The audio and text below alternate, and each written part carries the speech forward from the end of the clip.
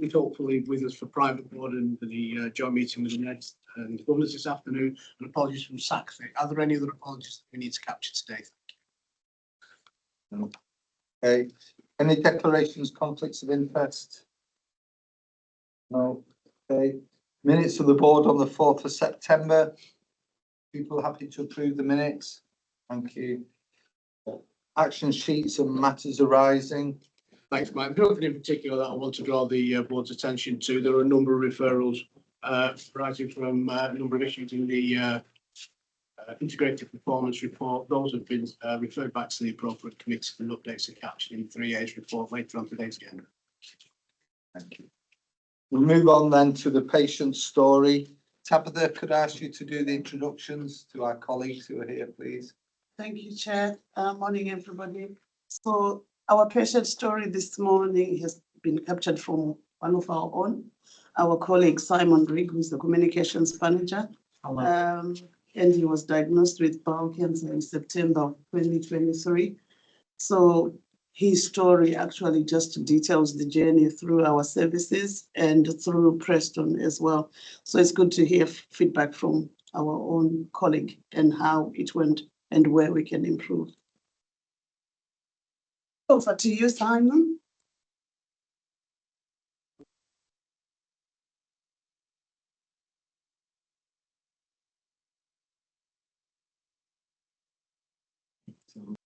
So in summer 2023, I noticed some bleeding when I went to the toilet and I wiped. After the third time that I saw blood, which I knew wasn't quite right, I contacted my GP. I was lucky in that I was seen the same day and he told me that given my age, mid-50s, it was probably just piles, but to be on the safe side, to do a fit test, a test of my poo, just to be on the safe side. So I did this.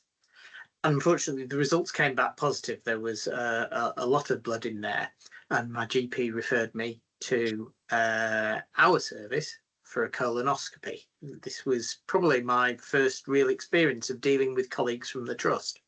This was in early September 2023. I won't say the initial experience was pleasant. In fact, I'd say the drinks, which are called Plenvu, are exactly the wrong balance of sweet, salty and sourness.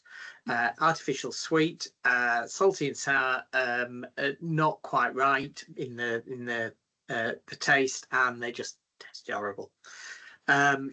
And after drinking them, I was on the loo every 20 minutes from 7 p.m. until at least 2 a.m. But the following morning, the care from the team was excellent. The kindness they showed me when they gave me the news that I was dreading, that I had a bowel tumour, was exemplary. And so began my journey through pretty much every part of the Trust, apart from Women and Children's Care Group. First, there was a referral for CT and MRI scans. The CT showed up something in my liver, which was suspicious. So a further MRI on a Sunday afternoon at the RLI was ordered. That proved that it was just cysts, and we were only dealing with a bowel tumour, a cancer in one place. The first stage of that treatment was in Preston, and that was for 5 weeks of radiotherapy and chemotherapy. It was Monday to Friday throughout November and early December, and it was quite grueling. I live in Kendal. It was a trek down the M6 in snow, hail, rain and sleet, but the care I received from the team at Preston was great. And after Christmas, I was handed back to the Trust and met the colorectal team. And in February this year had further scans which showed that the tumour had shrunk quite markedly. They booked me for an operation on the 15th of March this year. This would remove the tumour and then create a stoma while my internal body healed. The operation lasted probably 6 hours, and while I felt fantastic the day afterwards, as various drugs were still inside my system, that night I started to feel very unwell. In fact, my bowels, protesting about being flung about and mucked about with, decided to go on strike. in the end, they inserted a nasal gastric tube down my nose and throat to drain liquid from my stomach and drain any residue from there. And despite a couple of false starts, the bowels decided not to start working again for another 10 days, during which time I couldn't eat. I lost 2 stone in weight. I had a glucose diet from a feeding tube. And at one point I had cannulas for a feeding tube, cannula for a fluid, cannula for antibiotics, and cannula for them to take blood. So I had 4 different cannulas in my arm. I also had a further CT scan to make sure everything was working okay, and that discovered that I had a collection of fluid around the wound in my bowel. So they planned some interventional radiology in order to remove this. This involved me lying very still under a CT scanner, and the team inserting a needle probably a few millimeters at a time, and then scanning again to make sure that the needle was on track until finally, like striking oil, they hit the collection of fluid and it drained off. At this point, we're on 12 days on from my operation on the 27th of March, and after that I start to feel really good. My stoma has started to work. I'm able to start eating. The feeding tube's out. The collection around the wound is drained, and I'm feeling so much better. I start asking questions, and until then I just did exactly what I was told by the doctors. I didn't feel I was up to asking any questions, but I started asking, when can I go home? Can you reduce the fluids with me so the stoma output becomes more solid? Please give me something more to eat. And at that point, the dietitians came and gave me some proper advice about when I go home to have a low residue diet, which is extremely bland. It's white bread, white rice, white pasta. And essentially with the stoma, no vegetables or fruit with any skins, no peanuts or any kind of nut, no seeds, and still quite a limited diet even all these months on. The asking of questions clearly led to the team looking after me, thinking that I was getting better. So on the morning of the 29th of March, Good Friday, 2 days before my birthday, consultant came and said how I felt, how did I feel about going home.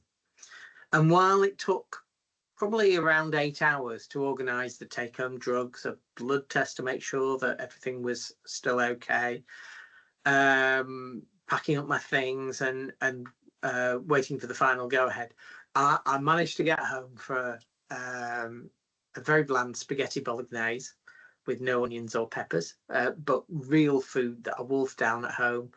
I managed to get home for my birthday.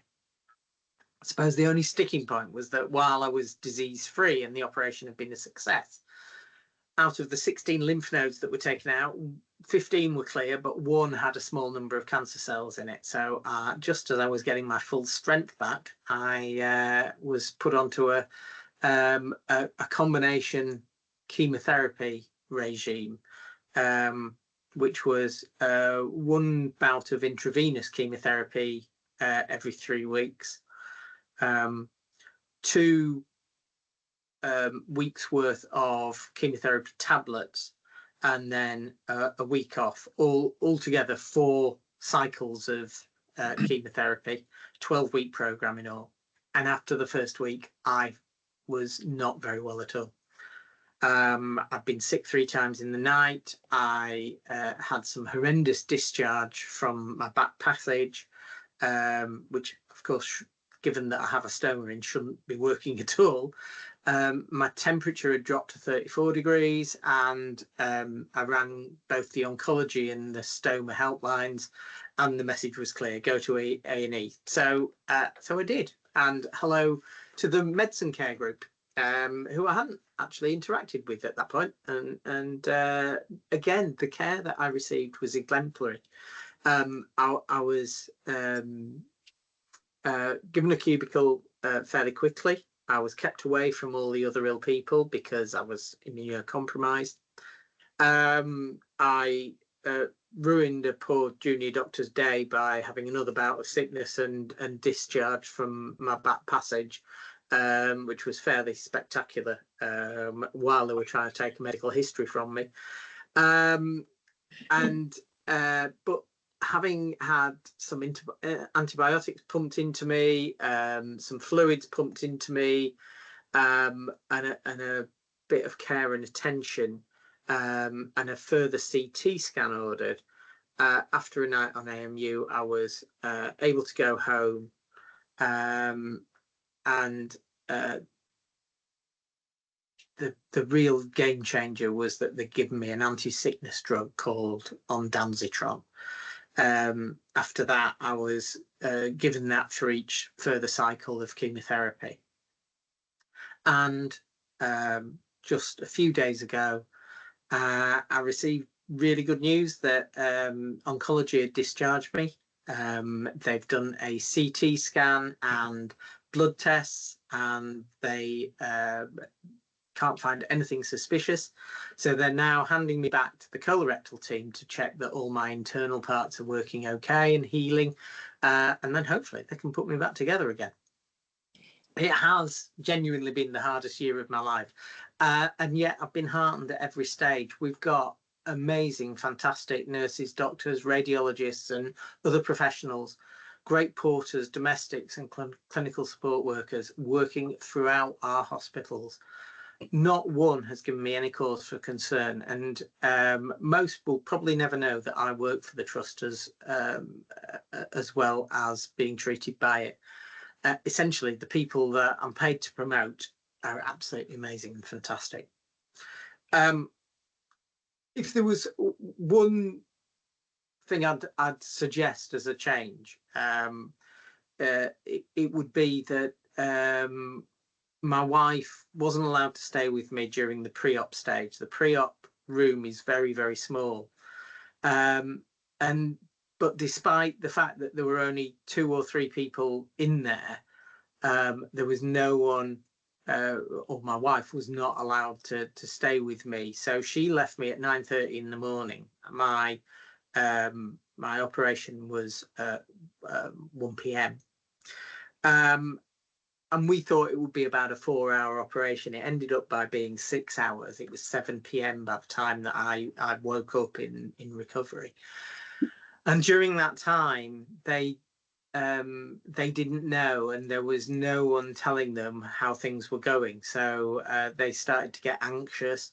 They didn't really know who to call or contact if they wanted any progress report. They ended up by going to, my wife and my children went to the reception desk at RLI to see if anybody there could help, because they don't know that the reception desk aren't there for that. They just assumed that they'd be able to help.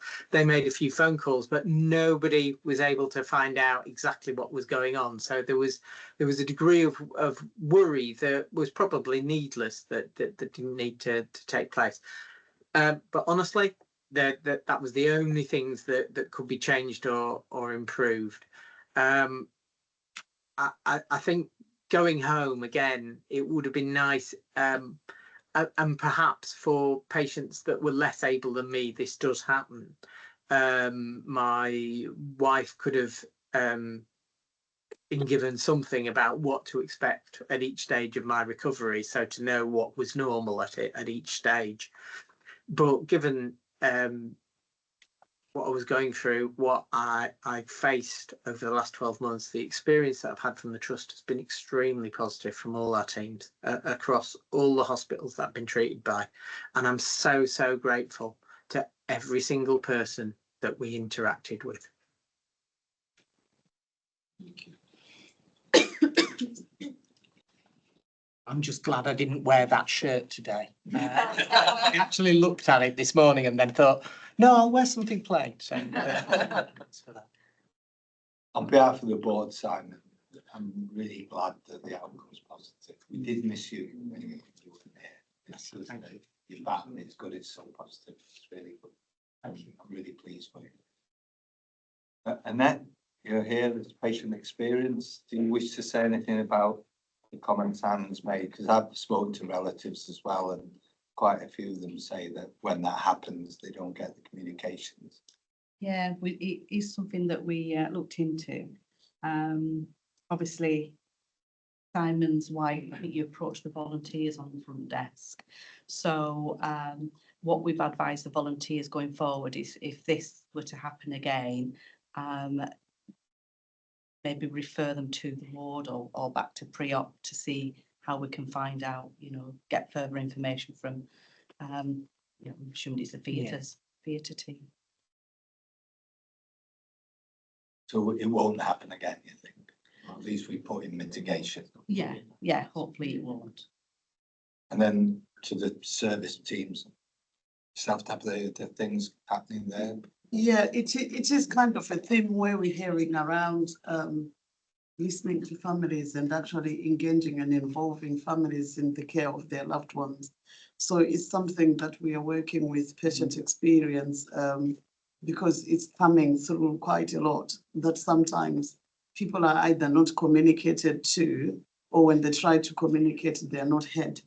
So it is part of one of our priorities in terms of engagement with families. And I appreciate where Simon is coming from and actually highlighting this from our own staff, because we're hearing it from other patients who are not part of our organization. So we are on an improvement journey, and I hope we can improve that. And how will the board members, particularly the subcommittees, be assured that that's being implemented and having an impact? I suppose you will be assured through the feedback we get either from friends and family. You'll be assured from the QAS visits, for example, with the themes, and some of the stories as well that come. So Just for the minutes, which subcommittee do they go to? quality committee. Sarah, I noticed quick, I'll bring you in at the end if that's all right. So I'll bring in Jane. So I think, Then yourself. yeah, I think for us, there's something operational, isn't it, to think about, because having been on the other side of it, I know it's quite normal for somebody to be in theatre at 1 o'clock, have an operation for 3, 4, 5 hours and not be back on the ward by 8 at night. You've been a little bit sickly in recovery, you'll be longer, etc., etc. I know that, so I don't think much of it, but actually anybody on the other side of it doesn't, whether you work here or whether you don't. So there's something for us about setting those expectations of having, have you said to your wife, actually, you probably won't hear from us till about 9 o'clock tonight when he's back on the ward and he's settled. That wouldn't have been the anxiety of going, 4-hour operation, it's now 5:15, what's happening? So I think there's something for us around that. And I think the fact that we've now got a peri-operative business unit, a theatre clinical business unit, gives us real opportunities around that information that we're providing. Yeah.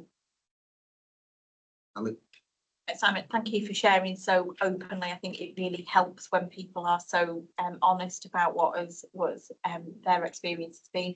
I'm going to take a slightly different slant though, which is how supported did you feel through your absence from work? Because I guess we're hearing this from a patient experience perspective, which is absolutely right and proper. But I'm interested from an experience of you as a member of staff in the organisation, a colleague, about how you felt supported or not in that absence. Louise knows my sense of humour, so I could ruin her day here, but I won't, and I'll answer it honestly. I was hugely supported supported at every stage, from Louise, but and the communications team, but not only that, from the wider trust. I had so many messages from all levels of the organisation, everyone that we interact with. I guess I took a very open stance about it. I could have been very quiet about it, and I wasn't. I thought the way to manage this and deal with it is to be open and honest about it at every stage, and then people don't ask awkward questions because they know what's happening. But everyone has been really supportive. I felt I never felt any pressure to do anything that I didn't want to do.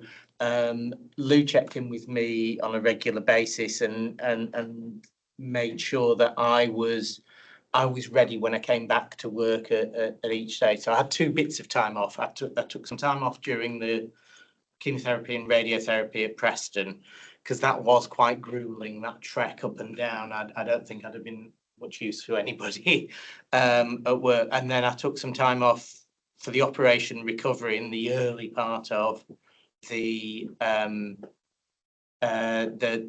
adjuvant chemotherapy that I had. And then I came back to work on a phased return during the chemotherapy, during that period, once the ondansetron had, I guess, stabilized me and made sure that I was able to work. And it actually was a good distraction to come back to work, because by that stage I was thinking about it. I was wondering whether the additional chemotherapy, was it worth it after the feeling really sick on the first part of it. And I would have perhaps mulled on it a lot more if I hadn't been able to come back to work. So, but we talked about it, didn't we? And we went through it, and you were adamant that I shouldn't come back if I wasn't ready. I was. Okay with that? Yes, yeah. Thanks, Simon. I'll go Lou, Sarah, then yourself, Thanks, Mike. I just wanted to say that whilst the story is about the sort of medical and the clinical care Simon received, I think it's really important that we acknowledge the impact that Simon's attitude had on his, not his recovery, because obviously that's a clinical thing, but in terms of his mental recovery and his attitude when he did come back to work and when he was working while still receiving treatment. You know, he had this quite infectious, positive attitude that made us feel really positive about it as well. So it's just to acknowledge that a lot, whilst you're saying thank you to all of the clinical staff, you deserve a thank you as well for the way that you approached it and for the attitude that you had when you came back to work. Well, that's kind of you to say. Thank you. Yeah, I think we endorse that on behalf of the whole board. Your attitude and sense of humour when you came back. Good. And so it's the only way I could deal with it, I guess. From that point of view. And I wanted to take the opportunity to raise awareness as well. So and it's important, and some of you in the room will have been touched by cancer at one point or another. Some of you may not have yet, but I think it's 1 in 2 now. Are the statistics. So you know, please be aware of changes and differences and alterations and seek help early, because that's really important. The irony, I didn't mention it in the video. The irony of when I came home from hospital, I turned 56 on Easter Monday, came home on Good Friday, turned 56 on Easter Monday, and on the Tuesday I received my invitation to the Bell screening programme.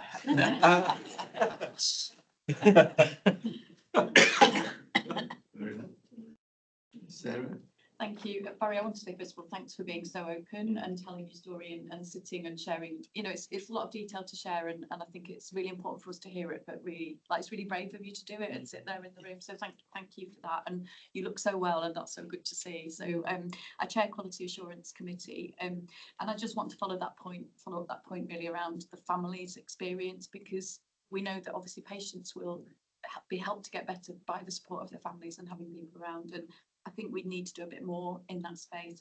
I would like to know how through the preoperative work, the unit and the patient experience team, actually we can inform families better about who to talk to if they are concerned, if somebody takes a lot longer to come back than expected, if they know which ward they're coming back to, so that even if they have to go to the reception desk, they'll know where they want to direct their inquiry. So I'd like to see that come through as an update to Quality Assurance Committee when it's ready.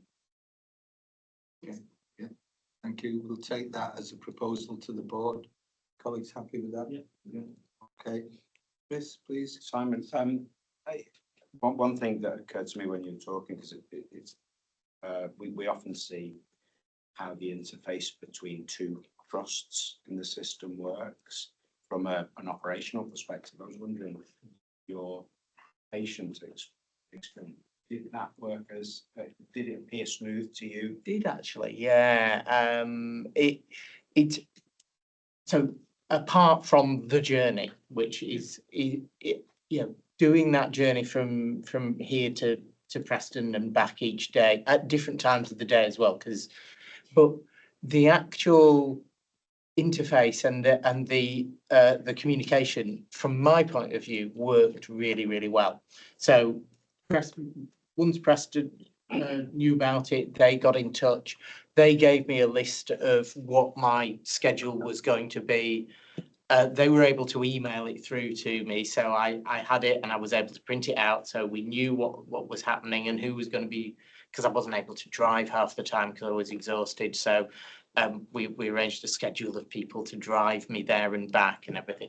But they kept in touch with the team back here, who immediately I finished, they were back in touch, the colorectal team, and they knew that I'd completed the course, and they told me then what to expect next. And it really was heartening that that journey, when it really counts, because my life was on the line at the end of the day, that I had full confidence in both hospitals working together and being able to save my life.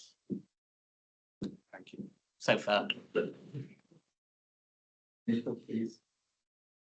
Thank you. I think it's even sometimes a harder story with this type of cancer, because I had that too, and I think sometimes it's hard to talk to people about it because we're trying to be positive, aren't we? as a Yeah, society? absolutely. And your positive sort of attitude will have made a massive difference to all of that.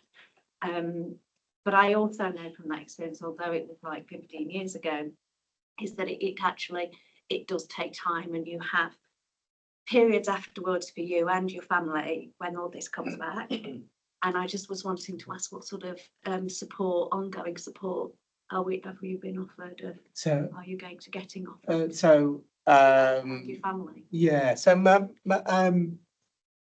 two main areas really, I guess. So as well as the support from Macmillan, from Cancer Support, the Trust colorectal team, the oncology team, I could sit here and take up your entire meeting by thanking people who have been supportive. I really could. But the stoma team are absolutely amazing. The dietitians are superb. The advice and the care and their follow-up check-ins with me to make sure and offer advice and help and guidance on what I might be able to try to eat that won't really affect the stoma. I did think about getting it out, and I thought that probably a bit too far for a problem. And the colorectal team have been amazing. So tomorrow I go for an X-ray, which is the final test, to see whether my stoma can be reversed. And then hopefully an operation early next year. Put me back together again and touch wood. Crack on with another 20 or 30 years, hopefully. Longer. Well, I'll take 20 or 30 now, maybe not then. Yeah, I think, Sammy, you've picked up, the way we all feel about you, and that sense of we're so grateful to all our colleagues that you are where you are today, and hopefully it's a positive journey. And it genuinely is down to them, Chair. It genuinely is, and I searched for things to improve. I was scrabbling around because genuinely the what I had was excellent, and it just needs that tiny tweak to take it to outstanding. It really does. Thank you. Thank you for coming here today. And that, I always say thank you. You come here so often, you know, accompanying our colleagues and patients who've had care here. So thank you for that. You sit there quite calm and placid, but we know all the work that you're doing. We're grateful for that as well. Okay. Okay. Okay, thanks. Thanks, all. See you soon, Simon. You will. I suspect. Good. Thanks, all. Take care. Bye. Bye. Go on then. Thanks. Okay, colleagues. Happy to move on? Yeah. Yeah, thank you. I think we just minute for the board, for our board minutes. Our thanks to all our clinical colleagues, Tabitha, Jane, who passed that on to everybody. Thank you for that. Okay, item 75 then, Chair's report.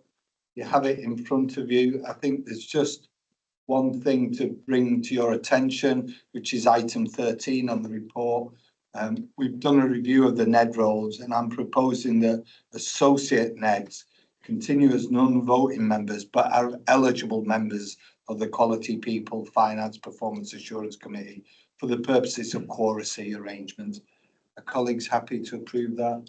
Yeah. Okay, thank you. And then we have a governor update. I know there's a lead governor report, Susie, but I put that in mind just so that colleagues would have information about the new governors that we've got. And then just to let you know that on item 19, we had a positive meeting on the medical education placement forum. Jane was there, as well as Caroline Brock, our Deputy Chief Medical Officer, and that's an act that will continue to move forward on behalf of the trust. Anything anybody wishes to ask me on my report? We're happy to accept it. Yeah. Okay, thank you. Then I'll move forward then to the Chief Exec's report, please. Chris? Thank you, Mike. So the report covers a lot of important live issues this month. The first three are all connected. Lord Darcy's independent investigation of the NHS, the October launch of the National Change NHS campaign, and then that links in, of course, to the autumn budget from last week. Just on the launch of the National Change NHS campaign, the output of this will inform the 10-year plan for health in England. I would encourage colleagues, service users, the population we serve to contribute to this process. And to that end, we've included a link in the paper. Then, of course, the autumn budget statement, the autumn budget last week. We don't yet have the detail of what the announcements will mean in terms of allocations to our system, what it will mean for our plans for next year. We would expect to be starting to get that information in the next couple of weeks. Certainly, I would expect that there's some connection shortly to the planning round. We do have a paper on planning later on the agenda, so I'll come to that then. One of the potential implications from the budget statement for Morecambe Bay, of course, would be the future of the new hospital programme. There's an update in the report, just a briefing really, pending further information in that regard. Under the national and regional updates, I'd like to highlight the One LSC item. So following approval from the respective provider boards at the end of October, all of the colleagues that work within our in-scope teams transferred into One LSC on the 1st of November. I think I'd just like to take the opportunity to pay tribute to the hard work under real pressure and challenge of all those involved. Many of our colleagues who were transferring into One LSC were critically important to the work that enabled this to happen. This was a real significant additional undertaking in the context of many other significant pressures. It's due to their commitment and their professionalism that the transfer date was achieved. I also want to take the opportunity to reiterate our continuing commitment to all our colleagues who transferred into One LSC, their continuing contribution as and part of Morecambe Bay to the vision that we set out to support the development of their roles and the services that they provide under the One LSC banner. In terms of the trust updates, I'm delighted to be able to be the one that reports Louis appointment as Director of Communications and Engagement. She's really well known to all of us, and her appointments are really well earned reflection of the contribution that she's made to the Trust to date and the energy and passion she has for both the role and the service to our community. Also on the staff survey that's included in the report, the change, the amount of change that's been going on across the NHS, but of course across our organisation, we would anticipate is reflected in the feedback to the survey. And just to connect to that, therefore, it's more important than ever that colleagues are heard and to have the opportunity to be heard. It's a genuine vehicle to help us learn and improve. So again, I'd encourage all colleagues to fill in the survey. The consultation process for the proposed changes to the care group structure is now concluded. The Trust Care Group, the detail is in the report, so I won't repeat that. Although I would like to record again our thanks for the professional, honest and constructive engagement and contribution from colleagues across the Trust in this process. We'll bring further updates as we implement the new structure in due course. A couple more items, Chair. The FGH bed reconfiguration. So in addition to the information contained within the report, just to note that the executive team, supported in particular by the Deputy Chief Operating Officer and Deputy Chief Nurse, and our communications team, had 4 one-hour face-to-face briefing sessions at Furness General Hospital yesterday, and 1 Teams session that was very well attended. We think we were able to engage directly with around 700 colleagues yesterday, staff side and union representatives as well.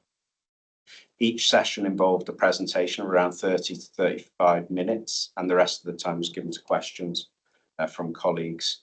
So these events were intended as pre-consultation briefings. We heard a great deal of passion and a number of key points for us to set out, address or consider through the formal process that will follow.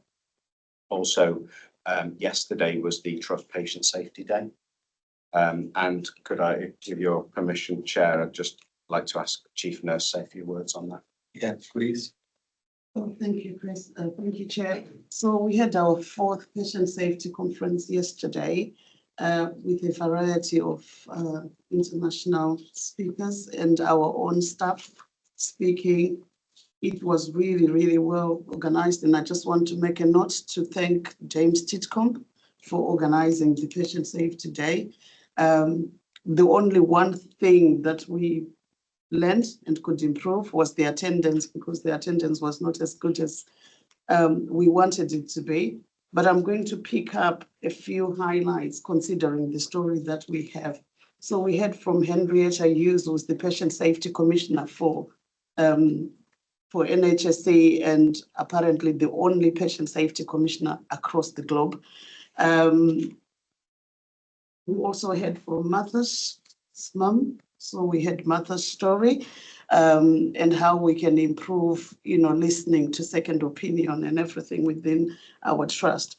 But to round it up for us, Henrietta highlighted the fact that we've got our new patient safety framework that has been revised, which kind of touches on PSAFE, which we are already doing. And PSAFE is Patient Safety Reporting Incident Framework, which has a huge, huge piece around engagement of families, patients, and carers. So the theme there yesterday was actually about creating a space of engagement with families, patients, and our staff. There was a theme around staff well-being. It was a very, very, very good day for those who attended. So, and we were acknowledged by some of the speakers nationally to say where we are with patient safety is a good place. And we just have to keep working on our continuous improvement strategies. Thank you. We'll record those comments under the Chief Exec's report attributed to you, Chief Nurse. And just for assurance purposes, the PSAFE work will go through the Quality Subcommittee. Sorry, can I just bring 2 things that need to go to the Quality Safety Committee as well that came through? Martha's Rule and our plan as an organization, how we're going to implement the Martha's Rule, and then the new patient safety principles. Hey, colleagues, we're back to, is that the end of the chief That's it, exec? Chair. Okay, any questions for the chief exec and his report? No. Chris, thank you. And can I just thank as well, I know Aaron's off ill today, for you stepping in so quickly and providing that report, the oversight, appreciated.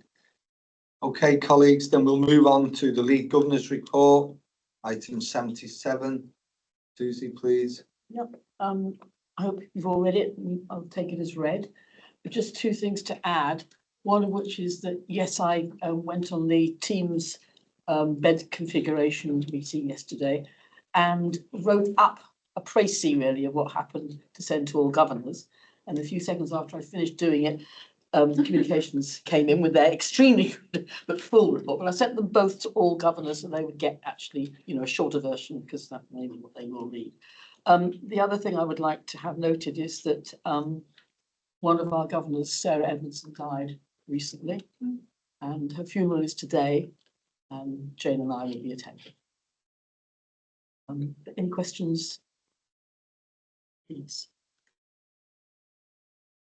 Thank you, Chair. It's not a question, it's just a commendation in terms of content of the report, because I think it's really beginning to give us some sense of the priorities, the issues and the work that's been done. And it's not to say that previous reports weren't of that standard, but it's a nice shift. Thank you, Chair. Thank you, Susie and Jane, for that. Please, I'll just say that, can you pass on behalf of the board our condolences to Sarah's family? Please convey to them that in a time with us, she really was beginning to show all the attributes that would have made her an outstanding councillor. So please pass on. Yeah, sorry, thank you. Sorry for interrupting. I was going to say something similar, actually. I just wanted to say on a personal level, I met Sarah and I thought she was a great governor, very constructive in her questioning and comments, and really passionate about trying to make a difference, partly through her own experience of the care she's had. So just wanted to pay tribute as well. Yeah. Yes, That was it. sad contrast with Simon. Yeah. She didn't give up. So glad Simon did. So sad, Sarah did. Any questions to the lead governor on the lead governor's report? Be happy to accept it. Susie and Jen, I recognise you have to go to the funeral, so please, at the appropriate time, just leave. And so we'll move on then to item 78. We've got two Susans with us this morning. Sue Stansfield, who's the interim director who comes every month. Hi, Sue, good to see you. And we'd also like to welcome Susan Foyle. Hi, Susan, hope you can hear us as the new director of midwifery. I shall look to the Chief Nursing Officer to direct this report. Thank you, Chair. You've kind of touched on my intro. So firstly, before I bring in Sue Stansfield, I just want to thank her, you know, on behalf of the board for the work she's done, because this will be her last board with the trust. And I think we can all say the amazing work she's done.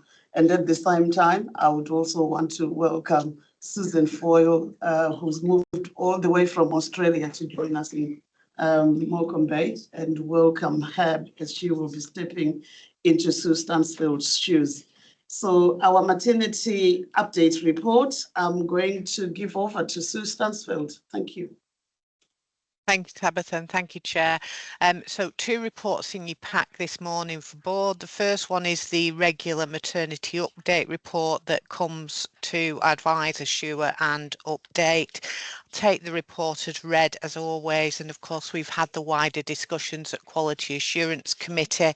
So just a couple of things to pull out of this report I just wanted to advise board on this morning. The first one is the ongoing work at Helm Chase Maternity Unit, and we have now moved to formal consultation with staff around an on-call staffing model to support the reopening of Helm Chase in the future. So the community midwives are having a formal consultation for that on-call model, which will then support the reopening. The other point I just wanted to advise board on is the regular Safety Champions update, which we include as part of maternity incentive scheme. And just to highlight that our exec and non-exec directors have given Safety Champions specific support over the last 9 months with regards to funding for the bereavement suite, our delayed PSII in maternity services, and the neonatal Badgernet business case. So I just needed to highlight that as well, but happy to take any questions from board on that report. Thanks, Sue. Before I ask colleagues to come in, I'll just check with the chair of the quality subcommittee that those reports were considered. Yeah, they were considered at Quality Assurance Committee. I just had 2 or 3 points to make, if that's okay, in relation to that. So I know there'd been an action from a previous meeting actually related to the consultants not attending, Sue, which you'd looked into, and there'd been, I think initially it was reported as 4 out of 7 attendances, and actually on review it was 5 out of 7 attendances. So there were 2 where a consultant hadn't attended, and Sue had looked into that, and or the team had looked into that and confirmed that there was no harm as a consequence of that. So I just wanted to provide that assurance. We did look at the training compliance for doctors as part of Quality Assurance Committee, because it's quite low for 2 of the training bundles, and we were reassured, I suppose, at this point that the training's now scheduled for everyone, so that we're on trajectory for 90% compliance for December. And then we also talked about the Helm Chase maternity unit, and we understand consultations underway. We understand it's expected to be implemented from January, and just asked for some assurance around a communications plan that's in place for mums, because that's going to represent another 2 months, I think, from the initial 6 months suspension of service there. Okay, thank you. Okay, any questions then to Sue on the reports that have gone through?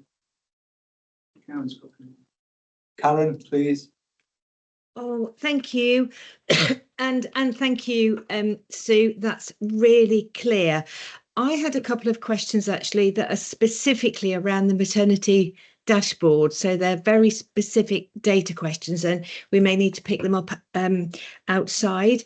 It was just really to understand, if I just give a couple of examples, on page 116 of the pack, and this is the induction of labour percentage charts. I was just really struggling to understand how that could be in special cause variation cause for concern overall, but then when it's split out into RLI and FGH, they're both in common cause variation. So I don't know whether that's a data issue. So there's that one. And then my second one was relating to VTE, and I know VTE compliance is something that comes under significant focus. But in one of the charts there, we seem to have a compliance target in excess of 100%. So just those 2 little anomalies just gave me a little bit of cause for concern about how assured we can be about the accuracy of the data, and particularly the IPR, because it's such an important assurance tool for us. So I appreciate they may be a little bit too detailed for today, but it would be really helpful to have a response to those, please. Yeah. No problem. The data issue around induction of labour I will have to take away and have a closer look at. I know, just for reassurance at this point, VTE compliance, because I've just looked at September's data, is showing 95% across the trust. So we are compliant with VTE, but I will take them both away and get you a more fuller response for those 2. Lovely, thank you. And just one more, if I may, Chair. It was, I think at the last board, we had a response that we could anticipate inequalities data also being included in the dashboard. I just wondered if we had a timeline for that, so when we can anticipate seeing it, because it's such significant data for us for maternity.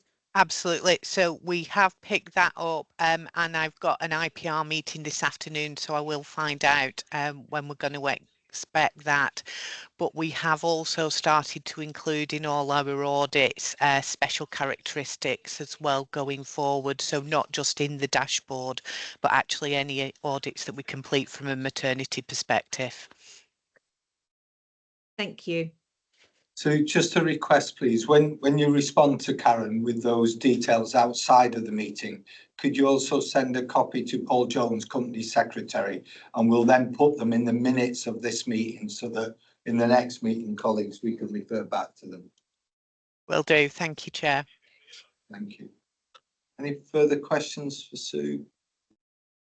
Sarah? Yeah, sorry, I just wanted to come back in, Sue, just to echo Tabitha's comments, but actually from the point of view of, as Chair of Quality Assurance Committee, I just want to pay tribute to your work as interim Director of Midwifery. I think we've seen a real sort of progression in our improvement journey in maternity services. So I really wanted to say that as well and have that noted as part of the board. So thank you for that.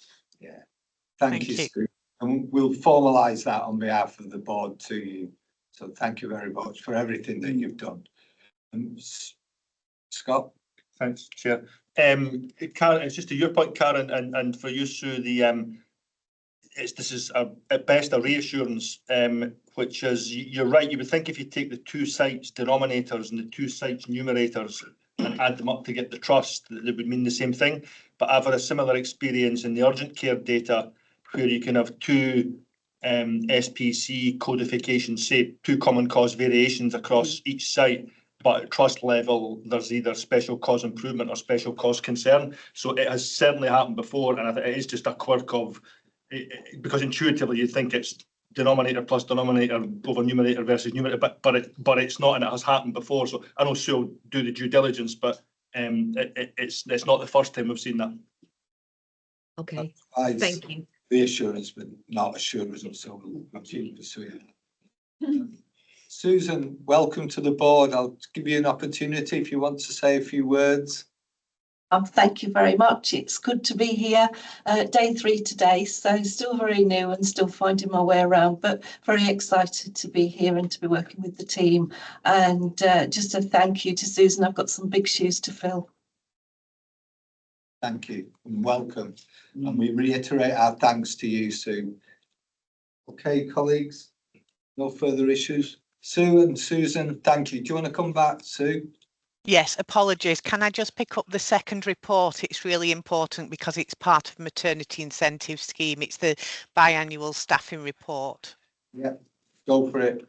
So biannual staffing report, it's 6 months since the last one came. This is just to advise, assure and approve of the maternity incentive scheme year 6, and it's part of safety action 5. So just a couple of things from the safe staffing report.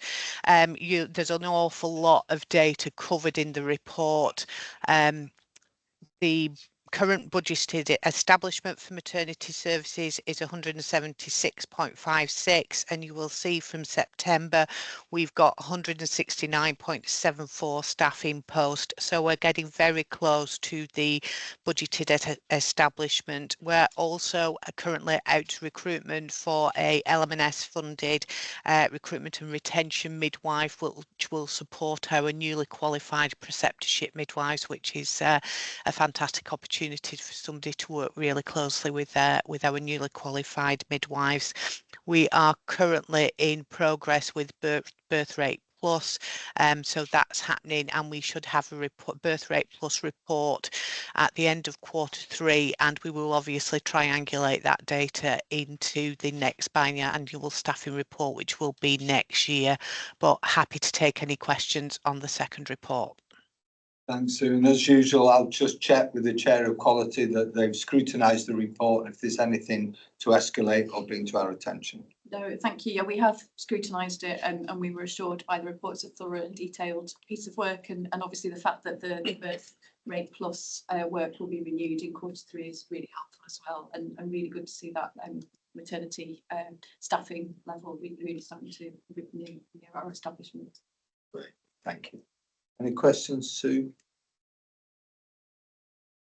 Mine Please, is not a Tabitha. question, Chair. I just wanted to inform board, if that's okay, Of course. that we, in Sue's presence before she leaves, we had our national visit on the 29th of October into our maternity services. It was the chief midwife for NHSA. And they were very positive, very, very positive. So it's again legacy to the work that Sue has done, and they are hopeful that we will be able to sustain the improvements. I just wanted board to be aware.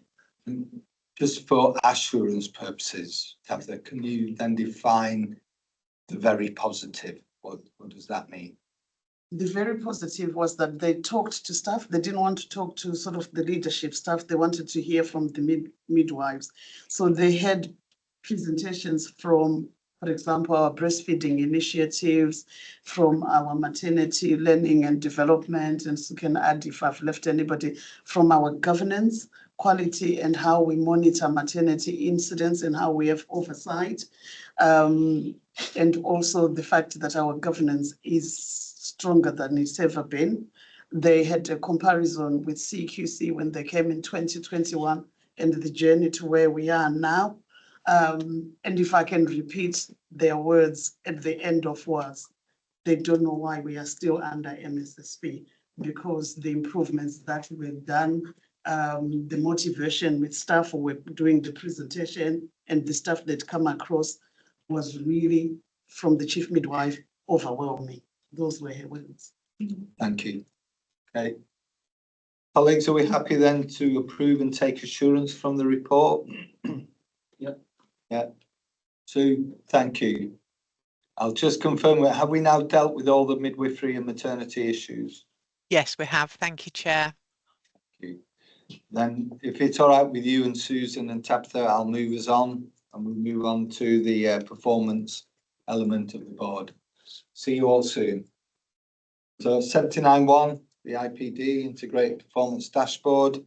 Over to you, Chris, please. Chair, as usual, I'm not going to reiterate the exact summary, and the board will get updates on the specific items within each section. So I'll hand over straight away to Chief Nurse and Chief Medical Officer for the quality and safety update. Tabitha, please. Thank you, Chair. And as usual, I will start with safety incidents. In terms of our performance, it's showing that patient safety incidents per 1,000 days is showing common cause variation concern. This is actually a positive. It means people are reporting more the incidents, because when you look at the volume of the harm, it is just common cause variation. So we're not causing harm. People are reporting more. I just wanted to highlight that clearly. And then going on to our PSAF, we have not initiated or commissioned any patient safety incident investigations over the month.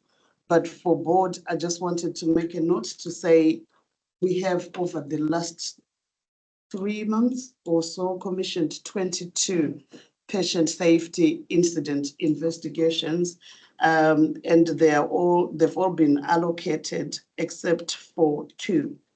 And we have completed 2, which one was mentioned by Sue within maternity. So we are going on the right way, and the patient safety conference feedback yesterday really helped bring PSAF to life within Morecambe Bay. In terms of our complaints, we have no complaints exceeding 5 months now, and they're showing special cause variation improvement. Similarly to complaints that have been revisited are also showing improvement. Duty of candor for the reporting period is at 83.33%. Would like it to be actually 100%, because this is when we say sorry for something that we've done wrong. So we keep encouraging staff to actually do the duty of candor within the 10 days that is expected. Moving on to our fundamentals of care, our falls this month have gone up. So we've had 3 falls and 1 resulted in moderate harm. And straight away, we have actually initiated a thematic review as part of our quality improvement to explore why we have had these three. Is there a theme in terms of frailty? Which areas are they? And we will update through QAC in terms of the findings for those falls. Pressure ulcers, I'm happy to say we are seeing pressure ulcers going down. So category 3, we've only had 1. And no category 4s, which normally will result into safeguarding issues. So I think we can comfortably say we are seeing an improvement in regards of that. This is all based on the hard work staff are doing around continuous improvement training and using the right equipment for our patients. Our family and friends test as well has gone up, which is a good thing. So the overall friends and family, excluding ED, is sitting at 95.4%. The response rate is about 19%, so it's also showing common cause improvement, which is really, really good. Mixed sex accommodation remains at 25. And I think as we are aware that breaches are related to delays of transfer from ICU because we have less numbers of single rooms within the organization. So for us to deal with those breaches is really challenged. Infection prevention control at the moment, we have had 10 cases of C. diff, which were healthcare associated, 6 cases of the blood-borne related GNBS. Please don't ask me, Chair, to sort of say what that stands for. Which is also health related, and 2 cases, but we are not an outlier when we look at across the patch and nationally. And infection prevention, they continue to work with teams around training and making sure we keep down the infections. And I'll pass over to the Chief Medical Officer for VTE and mortality. Just before I do VTE and mortality, I'm just going to clarify the duty of candour applies when something hasn't gone as expected, but it's not any admission of we've done something wrong, etc. But it was just sometimes that message isn't always heard. So just clarify that. And then I'll go backwards in the IPR. I'll take mortality first, because that's probably simpler. Our overall trust mortality remains below expected, which is excellent. We only have 1 alerting group, which is fractured neck of femur again. In the data presented, which is only updated every 3 or 6 months, depending on the data set, we have a red alert. We're currently at an amber alert for that. It has improved sort of to our current data. We're not assured that that's necessarily a lasting improvement, and the care group work goes on, which reports through to quality committee. But overall, our mortality is low. VTE, the gift that keeps on giving in my portfolio. The data looked awful. We knew it was going to look awful because we'd pulled it apart and we're getting things right. We received a really good paper quality committee last month. We have seen some improvements. There's been a really excellent approach through the quality improvement PMO team who've really pulled it apart. I think we're now at the point at which we're happy that although the data doesn't look great, the data is correct, which is at least one loop we don't have to keep going back round. And there's a really comprehensive plan of improvement. We're not assured about in that was the timescale, and some of that was around a 12-month quality improvement cycle. So we've asked them to look at that timescale for improvement, but they are approaching it from a risk-based place. So we know that the area that has a lower performance is the day case areas, and so they're approaching the day case areas and targeting those where there are bigger gaps to fill. So that's where, but we also collect the VT committee and VT team also look at the hospital acquired VTEs and whether or not they had an assessment, etc. So they are looking at the so what bit of it as well as the just collecting the data. And that's it.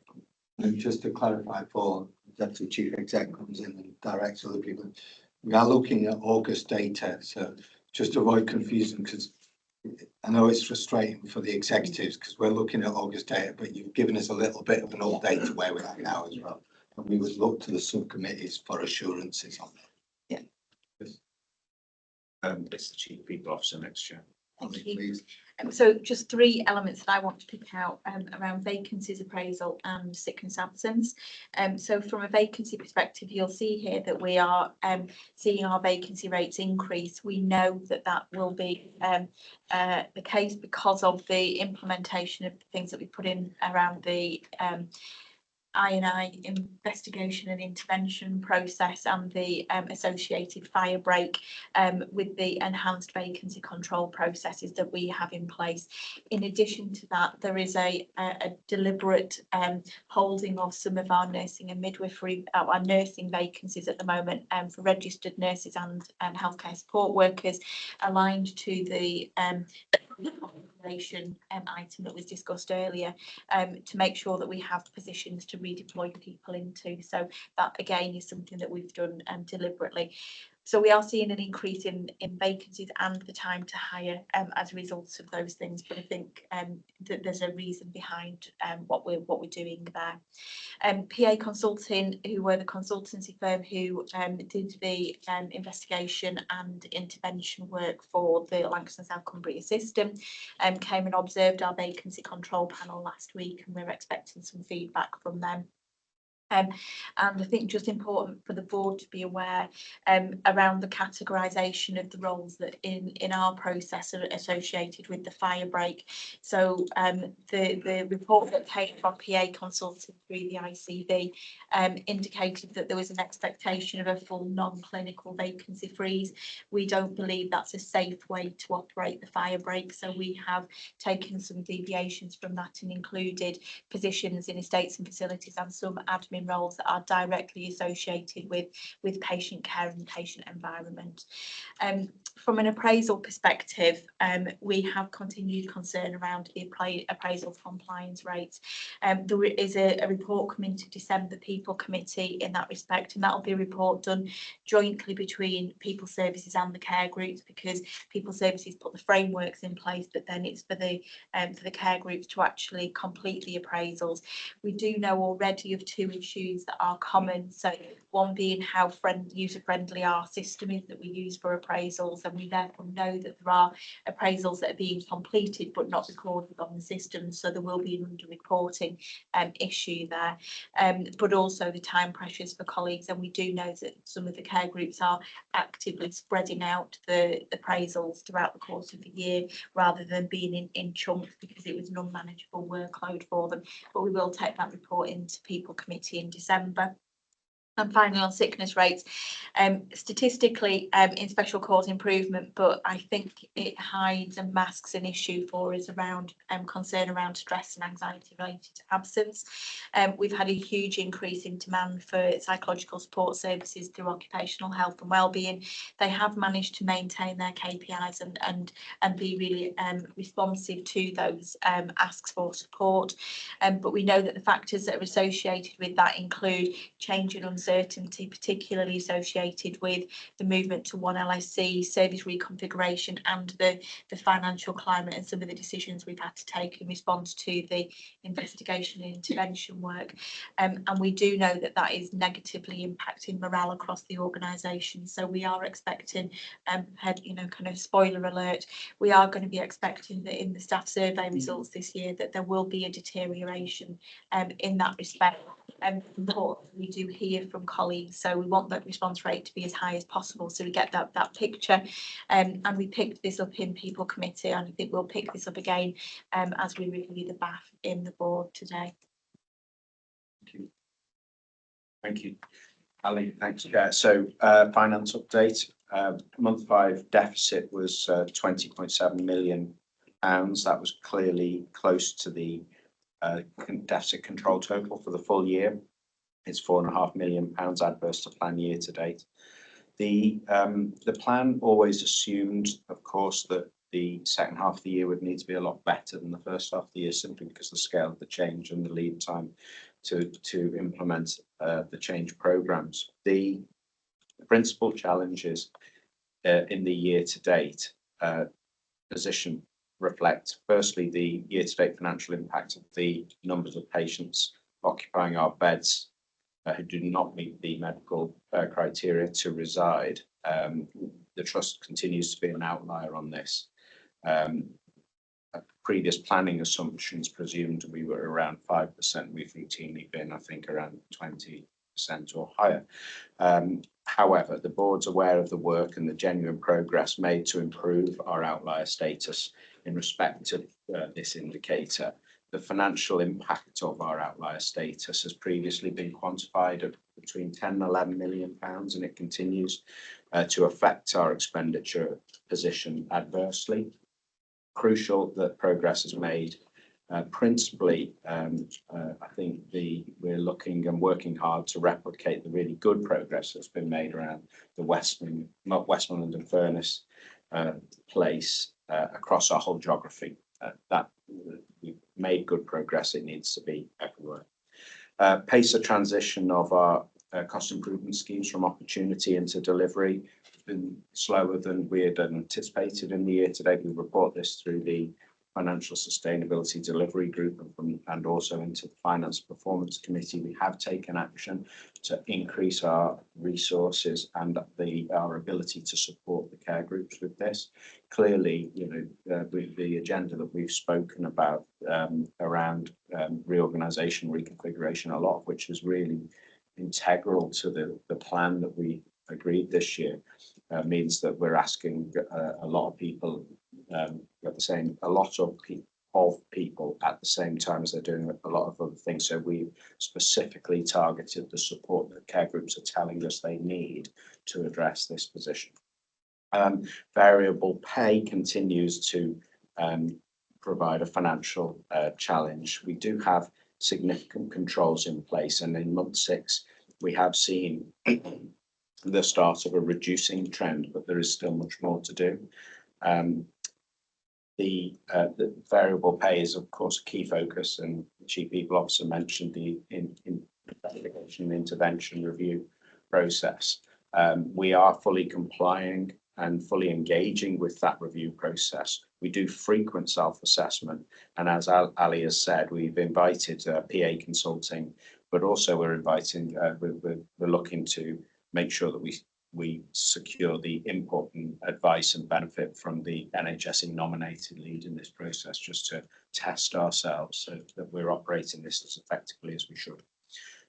We've got a challenge still on overspending cost centres, and a specific focus piece of work is being led by the Director of Finance in that regard. But a lot of that is linked to either not meet criteria to reside, SIP slippage, or the variable pay cost issue. So it's all interconnected.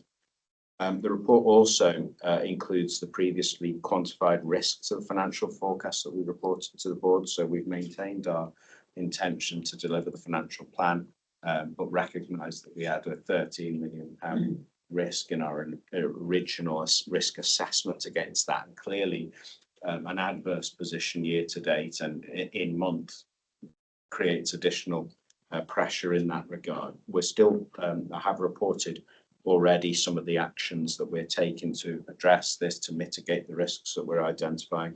We're still pursuing all opportunities. We will report month 4 next week. Month 7 next week. And of course, we'll be reworking a forecast and risk assessment off the back of that. That's the finance update, Chair. So if I may, I'll hand over to Chief Operating Officer. Thanks, Chris. A largely positive access and performance report. So for urgent care, you see there, you've heard us say several times that we know arithmetically that if we achieve 65% at RLI and 80% at FGH, we achieve 80% as a trust, and that stands out in the figures on page 202. The move into common cause variation is positive in this reporting cycle. That did deteriorate a little in September and October. We got back on track towards the end of October. So our urgent care story in terms of 4 hours, 12 hours and ambulance handovers is a good one. It benchmarks, as you see in the assurance column, positively.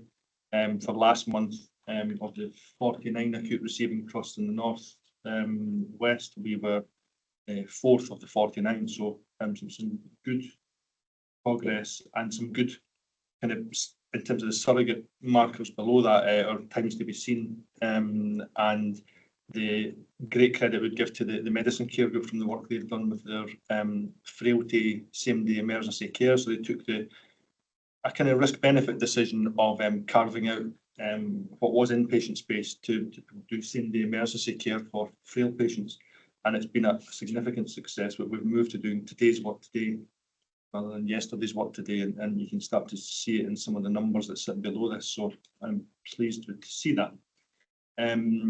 Not meeting criteria to the side, again, if we're being data informed, we should take some comfort from the SPC charts on page 205 of the pack, where you see for the first time as a daily average, it reaches special cause improvement. The number has come down from that kind of stubborn number of around 150 to a still significant but slightly less stubborn number of 100 to 110, and that informs some of the changes that we're able now to start to propose in terms of bed reconfiguration and some of our other emergent plans. The right question would be, what's the next step change, and then that's reported in a number of fora, including F&P. Cancer performance, say every time, we continue to be very proud of being green on all three cancer metrics and sustaining that progress with the envy of many in that space. I am not overly concerned about the blip in diagnostic performance on page 209, where you'll see us move for the first time in 20 months from special cause improvement into common cause variation. That's a specific issue of barium equipment and non-obstetric ultrasound, which are now resolved, and I'm confident we'll see that return back below the target threshold and stay there through the rest of Q3 and into Q4. 65 weeks, you'll see there the 19 patients, of which the 80% plus of those are in orthodontics. We are, as you know, concerned about orthodontics. We're doing significant work across the system in orthodontics, but with no immediate sign of recovery of that performance. 52 weeks is excellent. So you'll see there we now are in the best position for patients waiting over a year. For the goes back over 4.5 years since we've been in this position. So something to be positive around, clearly not to celebrate, given that means patients waiting 51 weeks and 6 days is nothing for us to celebrate, but it is absolutely a sign of us going in the right direction. And again, that graph on page 212 would be the envy of many, so something for our team certainly to be proud of. Finally, the missed appointment rates on page 215 in special cause improvement with a level of confidence of achieving the target as described at 6.5, and a disproportionately biased target to patients in the core 20 population. That work continues. And final point, very sympathetic to the frustrated team. So you'll see on page 217, to achieve an A in SNAP requires a score of above 80. And in Q1 they were at 80, so a very healthy B, and 0.5 of a point away from being an A, which I'm pleased to say that they're frustrated about because of the great work they're doing. The unvalidated data for Q2 is in a very similar position, so sustaining the position is strong. Thank you, Chair. Chair, that's the end of the report. Thank you. Okay, thank you. To check with the chairs of the relevant subcommittees that some of this data has been scrutinised for assurance purposes. Yeah, and I know the next item we've got the 3A reports. Sarah? Yeah, thank you. Just to confirm, yeah, the fundamentals of care, we've just had an update on the infection prevention report. We've also had the quarterly update. I think Jane gave an honest account of venous thromboembolism risk assessment compliance, and it would be fair to say that I think it was a good reflection in that we were assured by the quality of the data and the work that's being done around that, and we were absolutely not assured by the projected timeline for seeing an improvement and approaching 95% compliance, and we've requested a revised trajectory to be brought back to the committee at the earliest opportunity. So I think it was important to say that, and that we're clear we are keeping a very close sort of eye on that particular challenge. Thank you. Yeah, similarly for the Finance Performance Committee, which I'm in chairs, we had a really good discussion about both the operational performance and the finance, and an accurate representation is provided by both officers. I do want to say again, as was reflected in this board meeting, that there's a lot of honesty, feedback and transparency, which is critical to sustain the improvement and the culture of the organisation, because it is tough, and I'll touch upon that in the chair's report, but I just want to form a record that there are some, as ever, issues in regards to the finance projections, and obviously we'll continue to focus on that through the various committees and subgroups, but and the operational performance, the sticking point, stubborn point, although improving, is no criteria to resign, but I think it's been articulated and challenged at those committees. Thank you. I have a question for you, Scott, then, if you don't mind, please. So when do we get to 80 and 70 on criteria to resign? It's looking at me. So I have since taken on the not meeting criteria to reside as the executive lead for it. I will have to work at the timeline, but what I can say is positive is we're working really, really strongly with the Urgent Care Board, working alongside place leaders and directors. And within the organization, I have to say our not meeting criteria to reside numbers have gone really down from 150 to, when I last looked yesterday, I think we are at 109. So we are doing everything we can to reduce those numbers internally. There is a whole systems flow board that I'll be chairing, which will have primary care, social care, and everybody. And I'm thinking from those strides, we will be able to kind of achieve the targets for the 3 buckets, not just for Morecambe Bay. And when I say the 3 buckets, there's a bucket for Morecambe Bay, for primary care, and for social care. And we can do it without the other 2 buckets.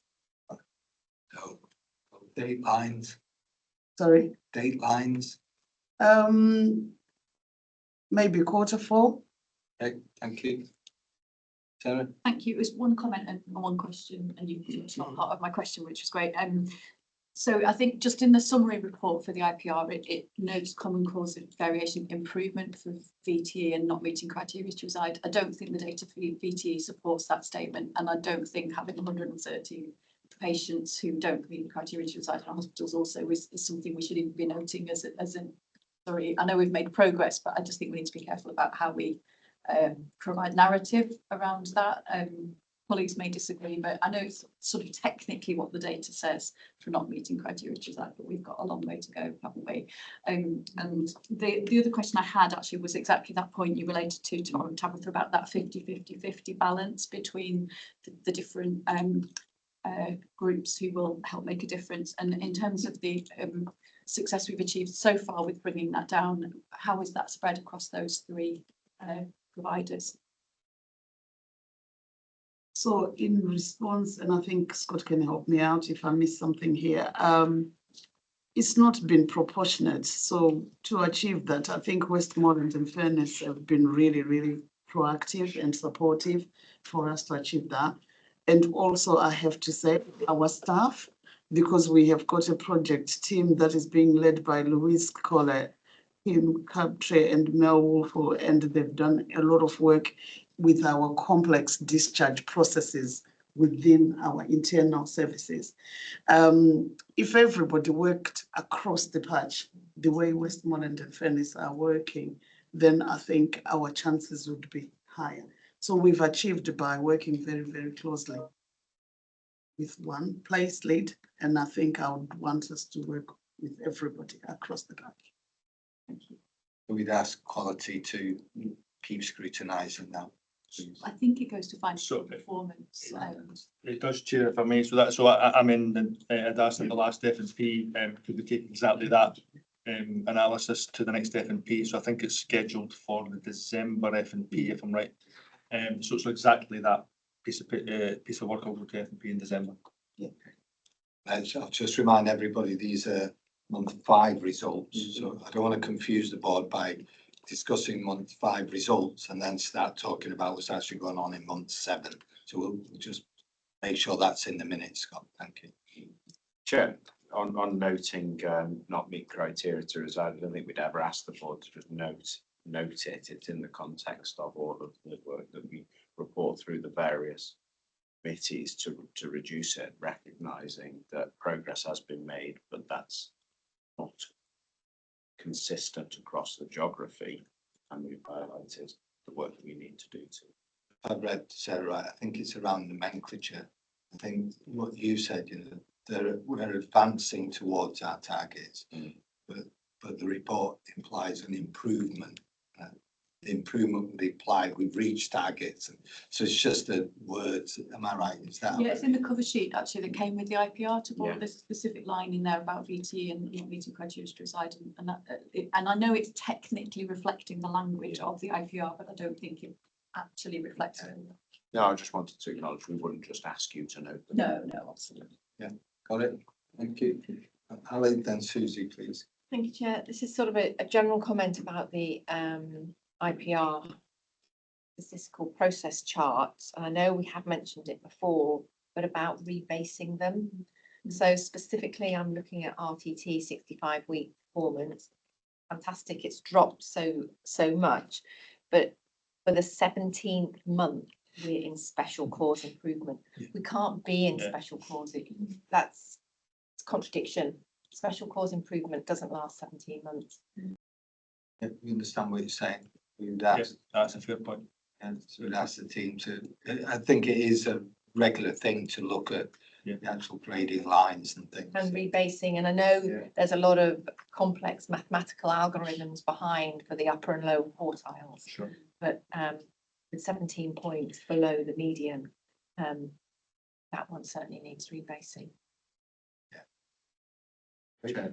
Just when we have done this previously, and we do it routinely. When we set up with the support of the national team, the IPR, one of the things that we recognised is that we needed to be able to measure ourselves against targets that were relevant, where there either wasn't a target or that our distance from the target at the end of the pandemic was so great. So what we do is we routinely, every year, we will relook at that and take it through an appropriate process, that notwithstanding the point about special cause improvements, absolutely right.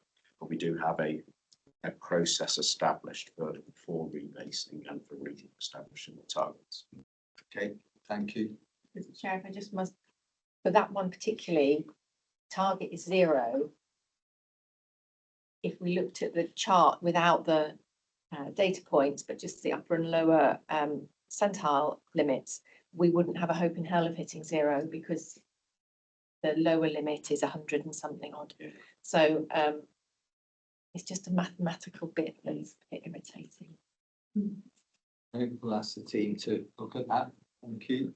Susie? Just a quick comment supporting Sarah. One of the constant, persistent criticisms all the way through the niche report was that the trust had a tendency to look on the bright side.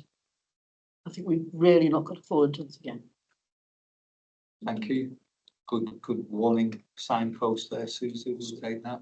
Just to respectfully challenge that, Chairless, but the other thing the niche report said is that we weren't data led or data informed, and what's written in the cover report is a factual representation of what the SPC chart says. We've gone from a grey dot to a blue dot. So I guess in authoring that, we're being data informed and saying we've gone from common cause variation to special cause improvement. So I guess there is a balance between that's not spinning data in any other way than using SPC rules, which was celebrated at the board before with Sam Riley and others as a positive thing for us. I'm quite comfortable with that, Scott, because I was going to say to Susie as well, it's good that every so often we go, let's not be optimistic. The glass is always half empty. That's a good approach. But remember, we triangulate this data.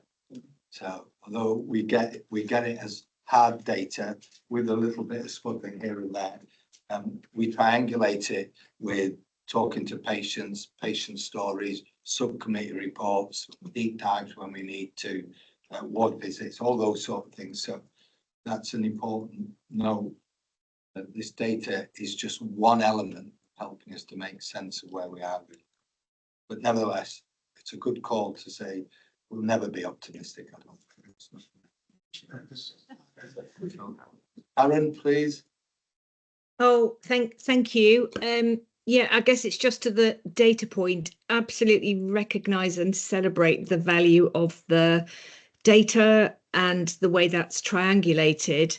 I just feel particularly in terms of not meeting criteria to reside, and I know we've said this before, but essentially that means more than 100 people at any one time are stranded in our care in the wrong place to support their return to, you know, their lives at home and in the community. And I know that our staff work incredibly hard on that. And we've had there've been some really good reports back through Quality Assurance Committee supporting that. I just think that's a balance for us, that whilst the data, those data points, SPC, are absolutely quite rightly driving our our improvement and our activity, we just have to be careful not to lose the human element of that. And I know that's there for every single member in the room today, but I just think there could be value in making that a little bit more explicit at times, that this data means people. Yeah, that's our job, Karen, and you've done it. So thank you. Okay, colleagues. Are we happy to accept then performance dashboard for month 5? I'd like to thank our exec colleagues for presenting the report and taking us through it. We'll move on then to the minutes and 3A reports from the Assurance Committee. I'll just remind the chairs, the purpose of this item is to escalate or to bring any recommendations to us. You don't have to go through the minutes because we've got the copies there. So we'll start with audit. Tony, please. Yeah, I'll report back on this occasion. So it's the 17th of October is the Chair's report. Firstly, in terms of internal and external audit processes, we'll be assured that the programmes of activity are working as planned, and 1 or 2 kind of ones are being chased. I think the thing first to note is that the external auditors suggested that the statutory deadline for submitting the reports is going to be brought possibly forward a bit more sooner, early June 25. The reason for raising that is in the context of a lot of work going on across the trust for everyone, and therefore about competing priorities. So they're going away in partnership with the internal audit as well, with our teams to review deadlines, and obviously we'll be advised if there are any significant changes. We approved the trust fit and proper persons policy. We're in a good place in terms of benchmarking where we are against policy requirements, so that's signed off. We also had a look at the self-assessment, which is in the bundle to follow around emergency preparedness and also business continuity planning. We did seek some further assurance in regards to some of the plans and preparations for, I think it was women's and children's and surgery. However, we still are able to submit the assessment, which Scott, I think, is talking to. And then the final comment was on the BAF, the Board Assurance Framework. Again, that was signed off.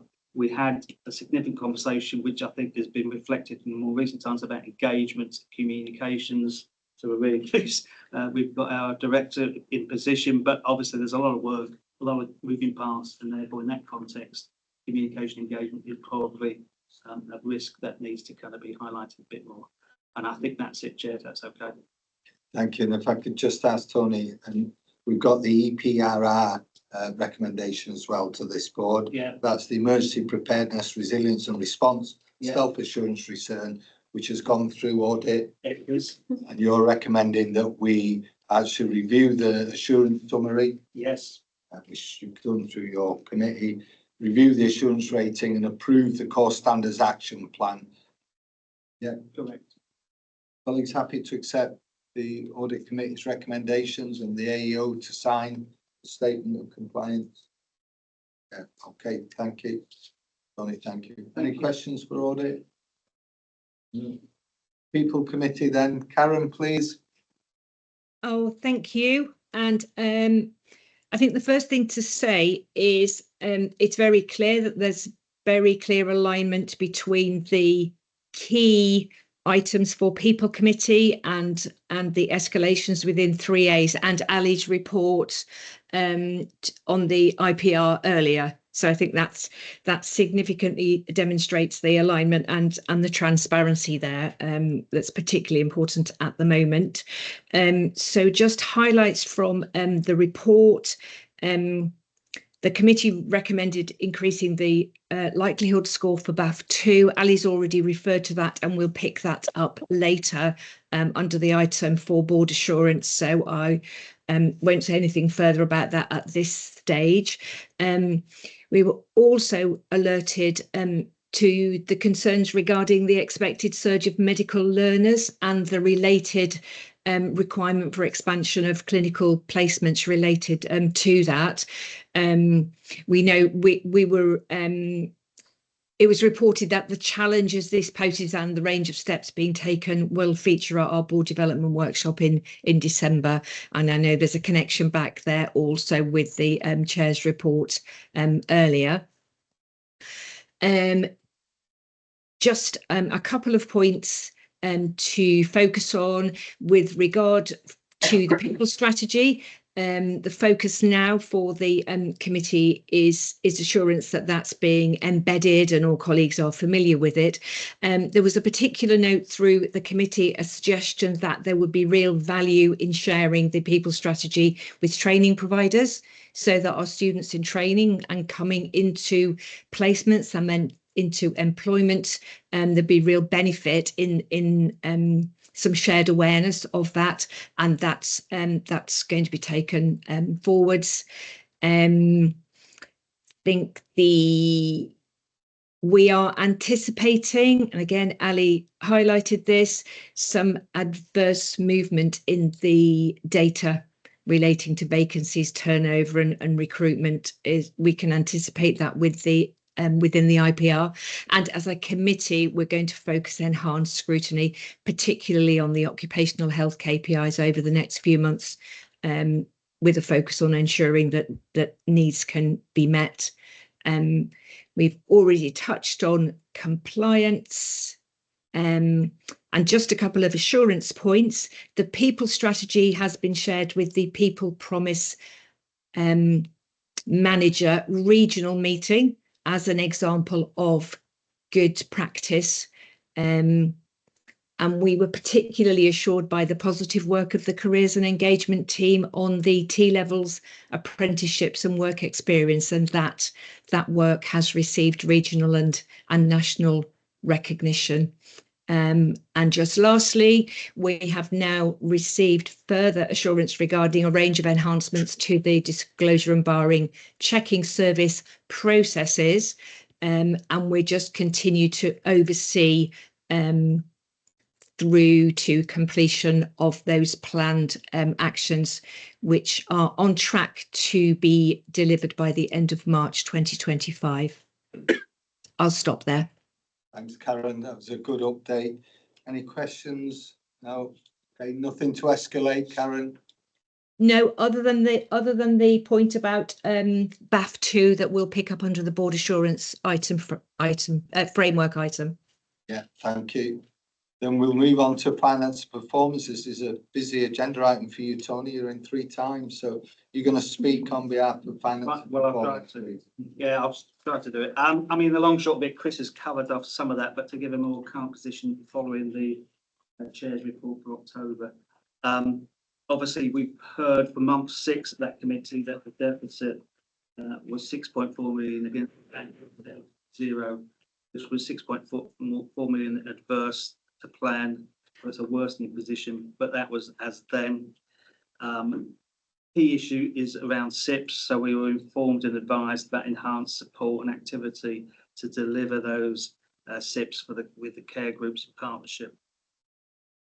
The conversation also moved on to the potential impact of, which I think is an escalation matter around GP collective action, and maybe it's not the best way of describing it, but obviously it will have an impact in regards to activity on finance and quantity of work and volumes of work coming into the trust. So that I'm escalating to the board on Ami's behalf.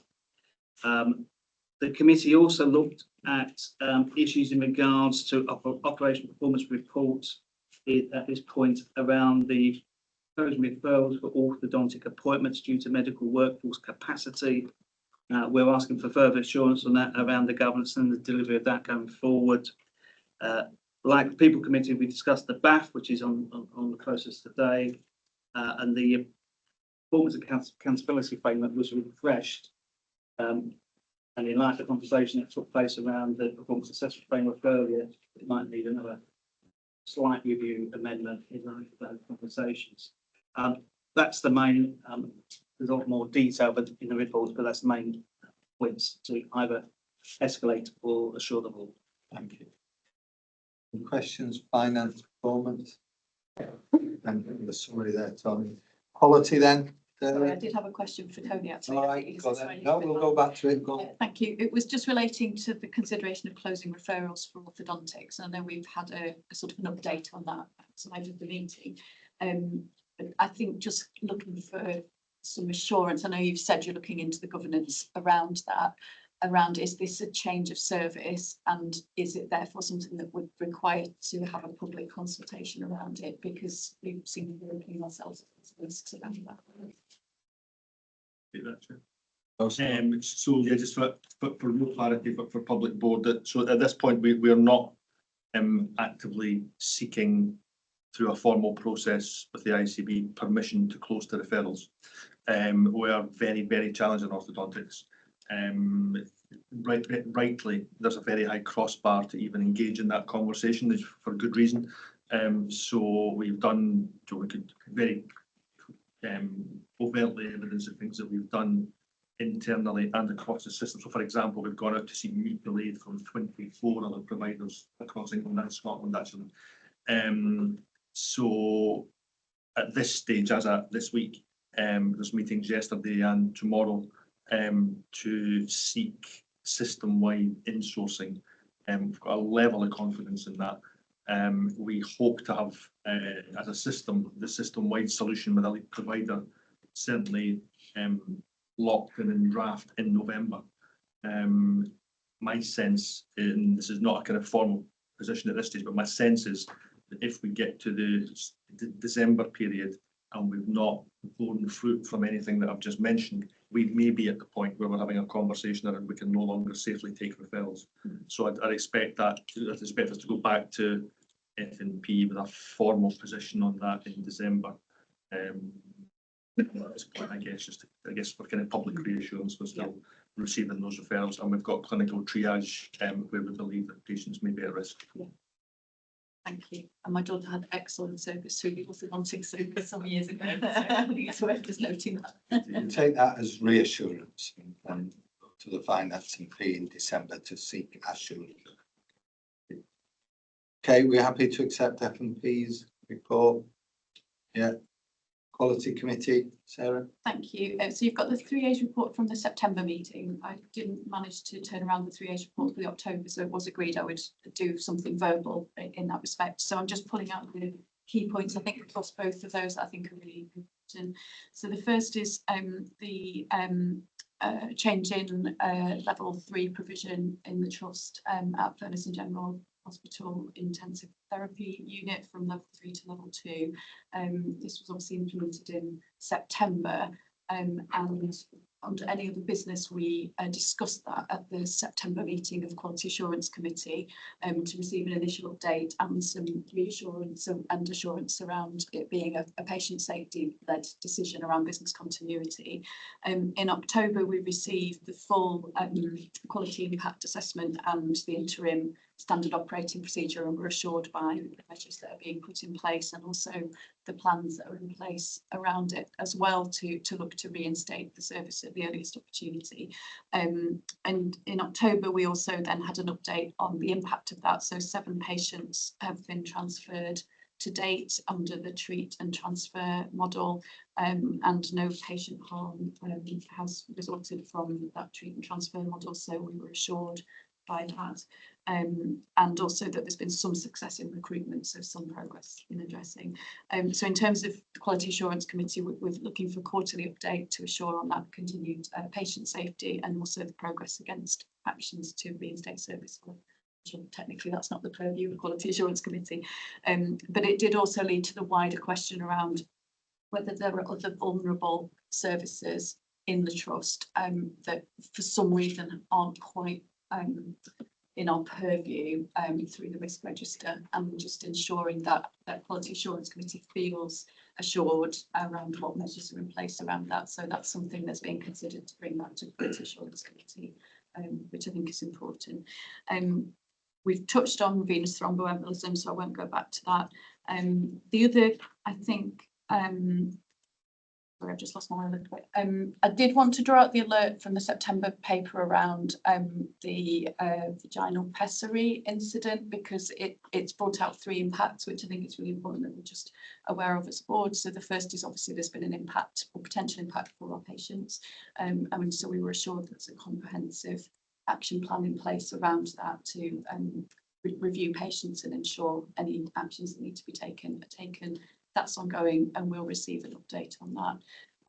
The incident meant that for a period of time we were non-compliant with NICE guidance around this particular action, and so the committee sought assurance around any other potential NICE guidance that we may have not become compliant with on a similar basis.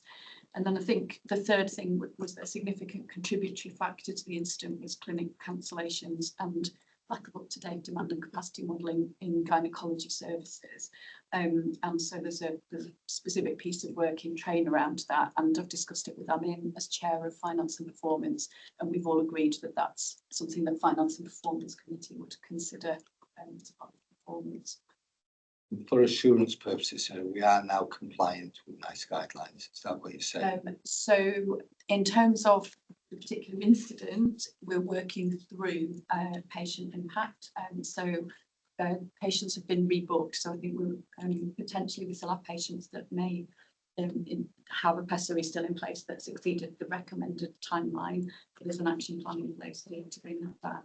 We haven't yet had a report on the wider compliance with NICE guidance, but we were reassured or assured in the last committee that trust-wide we're at 90% compliance with reviewing NICE guidance that are relevant to our trust, and having either fully compliant or partially compliant with no issues or with no significant issues attached to it. So we're reassured by that, but we're just looking at that wider assurance piece. Thank you. And then I think just the final thing to mention is the update on the patient safety incident response framework. So we received an update on that, quarterly update at the October committee meeting. There continues to be a risk to the full implementation and effective learning from incidents in a timely manner due to the operating model currently in place around that. A third business case was withdrawn because of the financial situation in the trust, and so an alternative model is being sought through a change process that's underway, and so we're advising board there continues to be a risk around that. Hopefully pending the outcome of that change process will be in a better position around resourcing the patient safety incident reporting. Thank you. Check with the execs if anybody wishes to respond to that last sentence. I can just add to it. Thank you, Sarah, for sort of raising it. So basically, the business case was about 266K for us to employ about 5 PSII champions. So with the care group reconfiguration and the business governance people who are in the care groups, we have an opportunity to really look at how we use those individuals and change the model, rather than give a PSII to somebody who already has a job, which has been making the delays because the people who are doing the investigations are already working clinically, and their times and everything is the impact. We'll take that as you Yeah. outline the context. Yeah. Thank you. Karen? Oh, thank you. And I potentially should have mentioned this earlier with the People Committee report, so forgive me for that. I just wanted to highlight for the board today and record how helpful we're finding the triangulation process between the committees that's now being led by the company secretaries office. So really, there've been a number of examples now that have arisen already where it's important there's awareness and contributions from more than one of the assurance committees, but actually managing in that a way so that we avoid duplication, but make sure that we also don't leave any gaps has been particularly helpful where there's more than one assurance committee would have interests or oversight of particular issues. And I wonder if that's going to become increasingly important in the kind of particularly challenging context. So I just wanted to make sure we had that formally recorded as a process that is now operational and beginning to show its effectiveness.